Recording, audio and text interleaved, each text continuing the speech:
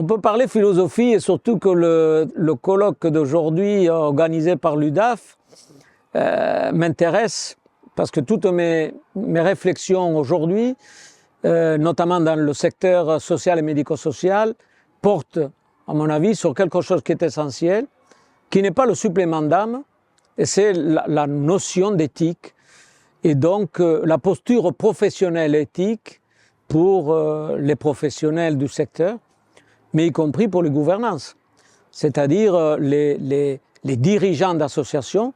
Et quand je parle de dirigeants, c'est plutôt les bénévoles, c'est-à-dire ceux qui s'occupent réellement d'être à la manœuvre, cette gouvernance bénévole qui a des convictions, qui a des idées, qui sont des véritables militants de la cause sociale et pas simplement des opérateurs comme parfois la puissance publique souhaite donc les mettre dans une sorte de casier. Les militants doivent changer la société, ils doivent transformer la société, d'où une démarche éthique. Voilà. Allez, pour s'amuser un peu, on pourrait dire qu'il y a la morale du maçon et l'éthique du troisième violon de l'orchestre du Capitole, c'est ça? Qu'il y aurait l'éthique du médecin et l'éthique du caméraman ou la morale du balayeur. En effet, c'est la même chose. Il y a un fondement d'une morale qui est parfois dévoyée par d'autres choses, mais en définitive, ces deux termes, éthique, moresse, c'est les mœurs, c'est notre conduite, c'est notre comportement. Est-ce que je vais gérer, comme on dit, mon image, ou est-ce que je vais gérer ma conscience? Je préfère m'occuper de ma conscience. Est-ce que je vais pratiquer l'empathie, ou est-ce que je vais pratiquer le quant à soi? Je vous invite à pratiquer l'empathie. Voilà. L'éthique est une science de l'action. L'éthique, c'est pour bien penser et bien agir. Et agir pour une société plus juste. Agir pour une institution plus juste. Et là, je fais référence à un penseur qui a marqué ma formation, Paul Ricoeur. Il faut penser l'institution juste. Voilà. Une position éthique repose sur 4 principes fondamentaux. Il ne faut pas oublier. Le premier, c'est l'autonomie, principe d'autonomie. La personne que vous accompagnez, la personne vulnérable, elle sait ce qu'elle veut. Et il faut que le professionnel sache identifier, écouter, accueillir de façon bienveillante la parole. Si vous ne restaurez pas du droit, si vous ne laissez pas la possibilité à l'autre de s'exprimer, vous n'êtes pas dans l'autonomie. Donc on se paye des mots, autodétermination, pouvoir d'agir. Mais pour donner du pouvoir d'agir, encore faut-il déjà inviter l'autre, la personne vulnérable, à restaurer, à la réhabiliter. Le deuxième principe, le principe de justice. Il ne faut pas discriminer. Ou alors si on discrimine, ça doit être une discrimination positive. Donc il faut de la justice. Est-ce que ce que vous faites est juste? Est-ce qu'il est dans la bonne mesure? Vous voyez, ce n'est pas de l'hubris, c'est la mesure. L'hubris, c'est le désordre, c'est l'excès. La vie bonne, comme disent les philosophes, c'est être dans cet entre-deux de justice. Le troisième principe, c'est le principe de non-malfaisance, qui est un principe hippocratique. Primum non nocere, surtout ne pas nuire. C'est-à-dire que quand le professionnel intervient, il faut qu'il fasse en sorte de ne pas nuire à la personne. Et la question qui vient à l'esprit immédiatement, c'est si je vais lui nuire, je m'abstiens. Je ne le fais pas. Et puis le quatrième, c'est la bienfaisance. Quand nous travaillons, nous faisons le bien. Et il faut rechercher le bien pour éviter le mal. C'est en cela que ces 4 principes sont les principes qui reposent toute idée de réflexion, de questionnement, d'interrogement itératif dans une démarche éthique, pour bien agir, toujours pour bien agir.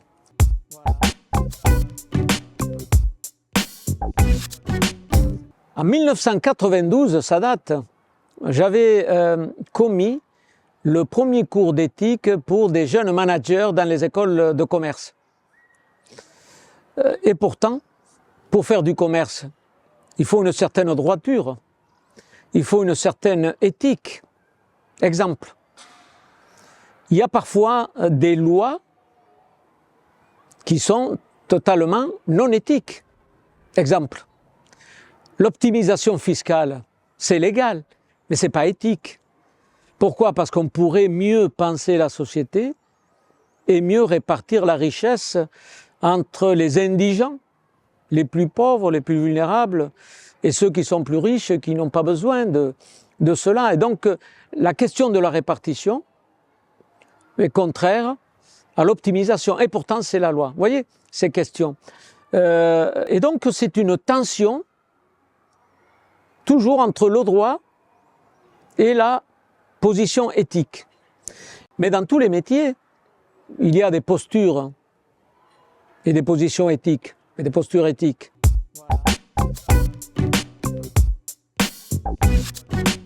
Il y a de l'exemplarité quand on est professionnel et en toutes circonstances, il faut répondre de ses actes. C'est ça aussi la posture éthique, répondre de ses actes. Je fais, je suis libre et je réponds de mes actes. Parce que ce qui compte avant tout, c'est la liberté. Si on n'a pas de liberté dans la démocratie que nous vivons tous, en tout cas que nous souhaitons, eh bien on aura une société totalitaire. Et nos associations ne sont pas totalitaires, ou en tout cas elles devraient se prémunir de ça.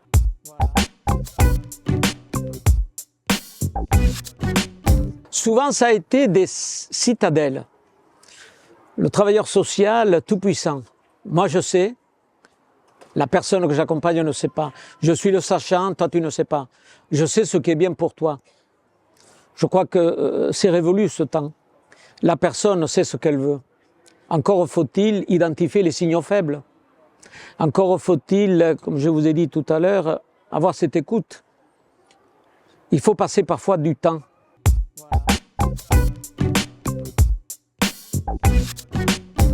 Ce matin, dans les tables rondes, on a parlé du temps.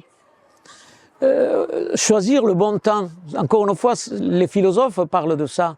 Le bon moment. Vous savez, le kairos, comme disent les philosophes. Oui, mais le kairos, le bon temps, c'est le temps de la décision. C'est le temps de basculement. C'est le temps de la crise, mais qui devient positive par la suite. La crise en soi. Mais c'est ce basculement, c'est-à-dire je bascule. Alors est-ce qu'il faut basculer du côté du mal ou du côté du bien? Il faut faire le bien autour de soi.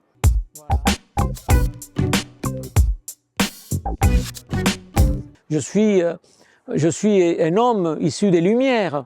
C'est Emmanuel Kant, le grand philosophe, ce grand humaniste. Eh bien l'humanisme que nous vivons aujourd'hui, c'est un humanisme de la vulnérabilité. C'est-à-dire que vous et moi, nous ne sommes pas à l'abri du coup du sort, d'un divorce qui se passe mal, d'un accident, d'un AVC, d'une crise cardiaque, et tout bascule. Je ne suis plus le même et il faudra m'accompagner. On a intégré aujourd'hui, au XXIe siècle, que cet humanisme de la vulnérabilité, j'arrive à le dire, c'est ce qui nous permet de mieux penser la société et donc d'être à l'écoute de l'autre et donc de pratiquer l'altérité. Une éthique qui ne pratique pas l'altérité, qui n'est pas proche des autres, ce n'est pas une éthique authentique, c'est des mots, c'est des phrases que l'on met sur un document.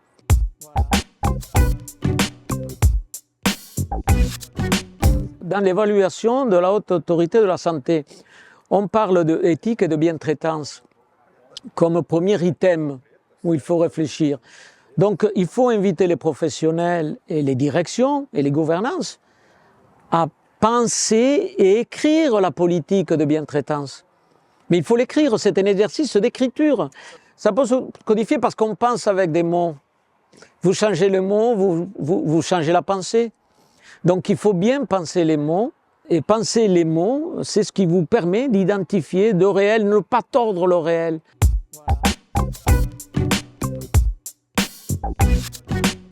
Être dans la nuance, c'est pas blanc et noir, c'est une nuance de gris. Donc le métier que nous faisons est un métier humain de la nuance.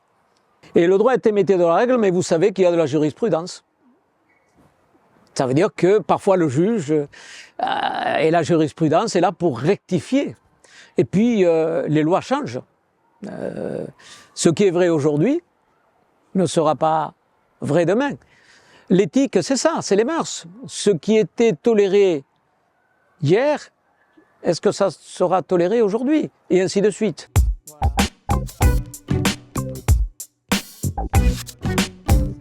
La morale et l'éthique, elles n'empêchent pas, elle est émancipatrice.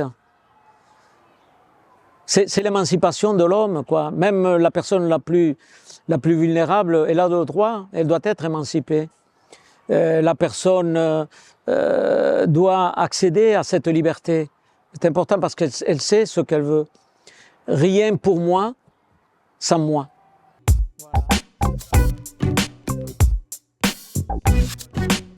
J'emploie le terme organisation et pas entreprise. Nous sommes une organisation, pas une entreprise. Bien sûr qu'il y a de l'argent. Il y a des hommes et des femmes, de l'argent, le droit social, le droit du travail. Oui, sauf que nous sommes différents, une façon de faire différente dans les organisations. Je peux penser qu'il y a un management différent. On peut imaginer qu'il y a une façon d'utiliser l'argent public différemment. On peut rendre des comptes, bien entendu, c'est la solidarité. Donc il y a des fondements de l'intervention sociale humaniste, quoi.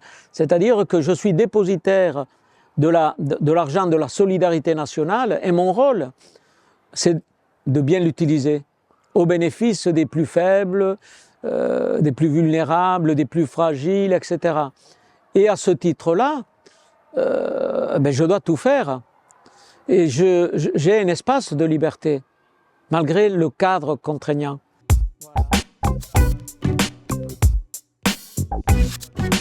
L'espace de liberté, c'est l'imagination organisationnelle.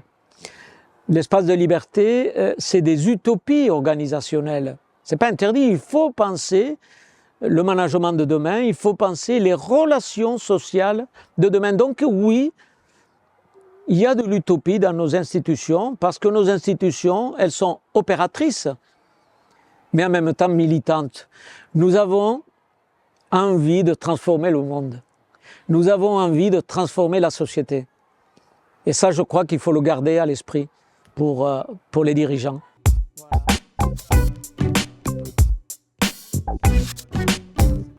Que veut dire faire société? Parfois, faire société, c'est s'opposer à l'autre. On fait société en s'opposant à l'autre. Et nous, les humanistes, nous considérons que l'autre est une chance pour moi. Ma liberté est la condition de votre liberté. Votre liberté est la condition de ma liberté. Donc je ne vais pas m'opposer à vous, je vais tout faire pour être à vos côtés, pour être un compagnon de route. Donc je ne serai pas dans l'opposition. Faire société, vous prenez l'exemple des supporters.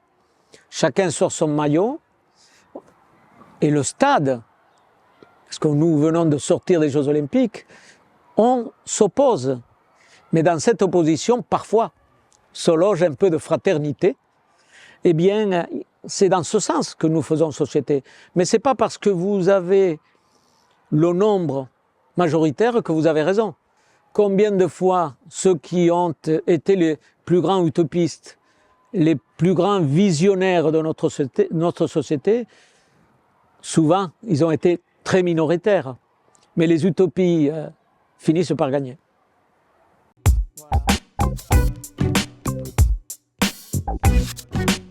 Moi, je pense qu'il faut toujours faire plus de philosophie ou moins de philosophie, ça c'est évident, qu'il faut introduire les humanités plus que jamais, comme on le faisait jadis dans les études, oui, que ce soit dans les travailleurs sociaux, comme dans les directions, où il faut qu'il y ait davantage d'humanité. Les sciences molles, comme on dit, sociologie des organisations, de la phénoménologie, de l'anthropologie et de la philosophie, oui, il faut plus, même si c'est contraint par des horaires, mais la réflexion, tout ce qui permet de bien penser, ne peut pas faire du mal.